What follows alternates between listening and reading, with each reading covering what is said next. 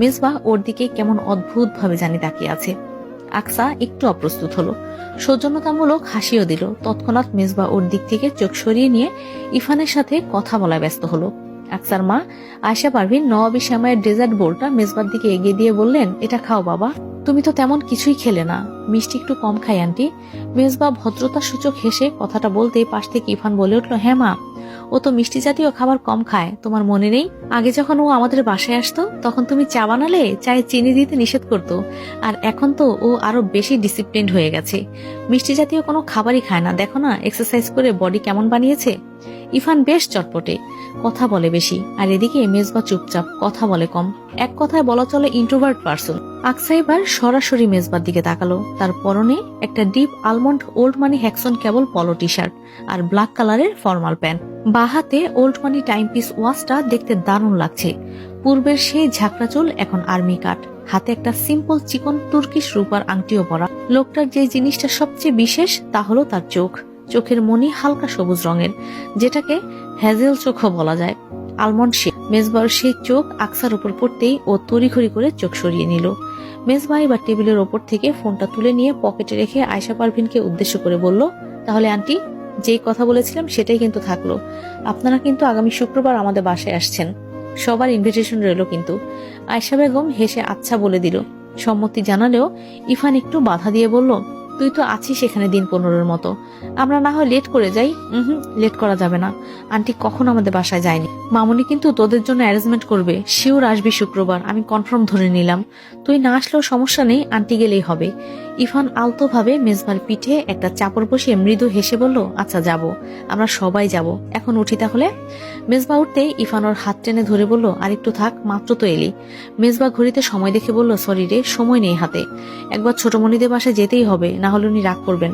আজ সন্ধ্যায় যাওয়ার কথা ছিল, এখন তো বিকেল হয়েই এসেছে, সেখানে পৌঁছাতে সন্ধ্যা, তুইও চল আমার সাথে। মেজবা ইরফানকে টেনে ধরলো। ইরফান আবার না করতে পারলো না। মেজবা ওর সবচেয়ে ভালো বন্ধু, মুখে না বললেও ওরা বেস্ট ফ্রেন্ড এভার। ওর সঙ্গ সহজে ছাড়ে না ইরফান। ছেলেটা ভীষণ ভদ্র এবং মার্জিত, ওর সঙ্গ ইরফানের খুব ভালো লাগে, এজন্য সুযোগ পেলেই ওর সঙ্গে থাকে। এতগুলো বছরের বন্ধুত্বে এটাই ঘটে চলেছে। দূরে থাকলেও বন্ধুত্বে কোনো খামতি নেই। ইরফান বাসায় পরা পরনের টি শার্টটা খুলে তৈরি হয়ে আসতে গেল ওর রুমে। আয়শা পারভিন তখন টেবিল থেকে সব এটো প্লেট আর খাবার সরিয়ে রান্নাঘরে নিয়ে গিয়েছিল। আকসা এতক্ষণে চুপচাপ ফোন দেখার ভান করেছিল।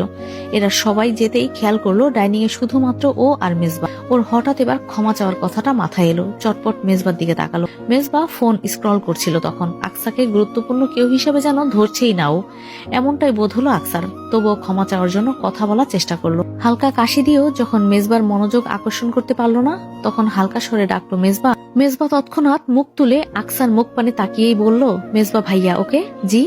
আকসা ঠিক বুঝতে পারলো না, তাই প্রশ্নটা করলো। মেজবা জবাব দিল, কারেকশন করিয়ে দিলাম, বয়সে খুব সম্ভবত বছর 7-এর বড় হই তোমার। বড়দের কিভাবে সম্মান করতে হয় জানো না? না, নো প্রবলেম, না জানলে আমি শিখিয়ে দিচ্ছি। এখন থেকে মেজবা ভাইয়া বলে ডাকবে। বলো মেজবা ভাইয়া। আকসা স্তব্ধ বনে গেল। এই লোক না কিছুক্ষণ আগেও হেসে হেসে ওর সাথে কথা বলছিল, হঠাৎ কি হলো? আকসা ভেবে পেল না। ওকে চুপ থাকতে দেখে মেজবা একটু ধমকানো সুরে বলল, কি হলো বলো। কই। আকসা পারলে এখানে বাচ্চাদের মতো কেঁদে দেয়।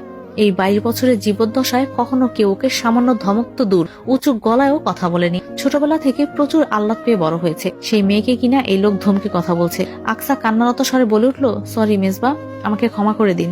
ওর কান্নারত কণ্ঠস্বর শুনেও মেজবা গলল না। অদ্ভুত শীতল এবং গম্ভীর স্বরের মিশ্রণে পাল্টা প্রশ্ন করলো, why are you saying sorry to me? I don't see any reason I should forgive you. What do you mean? Aksa থতমত খেলো। ওর চোখ ঠিকরে অশ্রুকণা বাইরে বেরিয়ে আসার জন্য আন্দোলন শুরু করছে যেন। আকসা কেঁদে দিল বলে তখনই ওর ভাইয়া সেখানে চলে আসলো। আকসা যেন প্রাণে পানি ফিরে পেল। আর কিছুক্ষণ মেজবার সামনে দাঁড়িয়ে থাকলে ও সত্যি কান্না করে দিত। এত কঠোর আচরণ নেওয়া যায় না, কেউ কখনো করেনি আকসার সাথে। হঠাৎ করেই ও মেজবাকে ভয় পেতে শুরু করলো।